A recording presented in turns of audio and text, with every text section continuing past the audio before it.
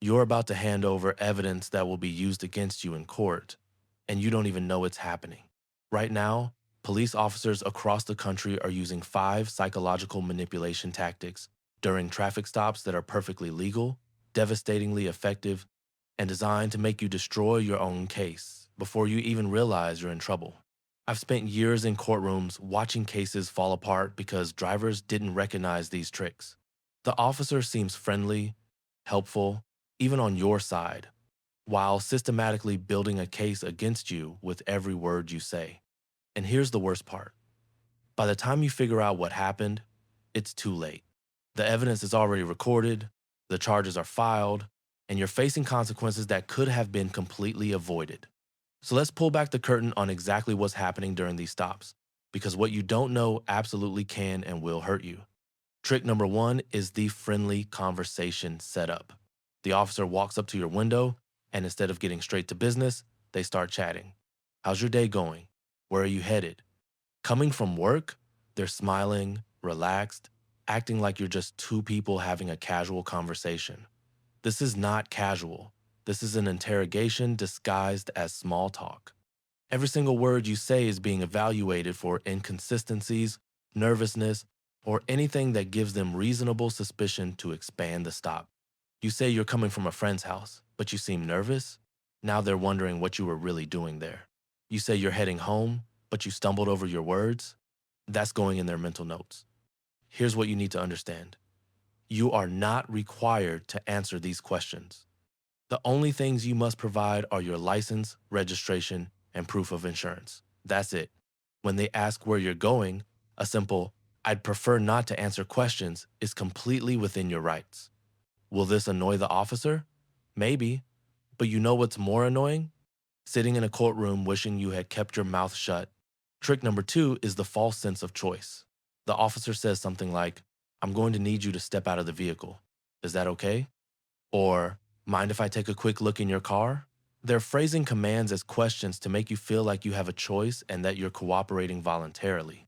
This is critical because voluntary cooperation means they don't need probable cause or a warrant. If you say yes, you've just waived your Fourth Amendment rights. Here's the reality. If they're asking permission, it means they don't have the legal authority to do it without your consent. They need you to say yes. Now, there are situations where you do have to comply. If an officer orders you to step out of the vehicle, that's lawful and you must comply. But that's very different from, "Would you mind stepping out?" One is an order, one is a request. When you hear a request, the correct response is, "Officer, I do not consent to any searches." Say it clearly, say it calmly, and do not elaborate. They might search anyway if they claim probable cause, but at least you've preserved your rights for court. Trick number three is the extended small talk after the stop should be over. The officer has already run your information, written the ticket, or given you a warning, and handed back your documents. The stop is over. But instead of letting you leave, they keep talking. They lean on your car door, ask a few more questions, comment on something they see in your vehicle. This is called an unlawful extension of the stop, and it's one of the most commonly used tactics to fish for additional violations.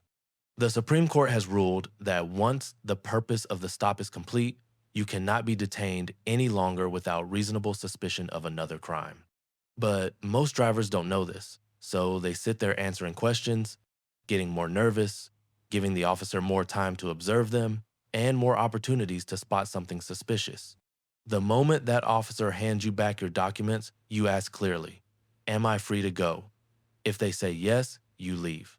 If they say no, you ask, "Am I being detained, and for what reason?" Make them articulate why they're still holding you. This forces them to either let you go or admit they're detaining you, which creates a record that your attorney can use later. Trick number four is the nervousness accusation. You're sitting there, hands probably shaking a little, because let's be honest, getting pulled over is stressful for everyone. The officer looks at you and says, "You seem really nervous. Is there something you're not telling me?" This is pure manipulation. They're taking a completely normal human reaction to a stressful situation and weaponizing it to imply guilt. And here's the trap. How you respond to this becomes evidence. If you try to explain why you're nervous, you're justifying yourself, which makes you look more suspicious. If you deny being nervous, you look defensive. If you stay silent, they claim your silence proves you're hiding something. It's a no-win scenario they've created. The correct response is to recognize this for what it is, a fishing expedition. You can simply say, I don't answer questions, or you can ignore the comment entirely. Do not try to explain your emotional state to a police officer during a traffic stop. Nothing good comes from that conversation. Trick number 5 is the good cop offer. After putting pressure on you with questions and implications, the officer suddenly becomes your ally. They say something like, look, I can tell you're a good person. If you're honest with me right now, I can help you out.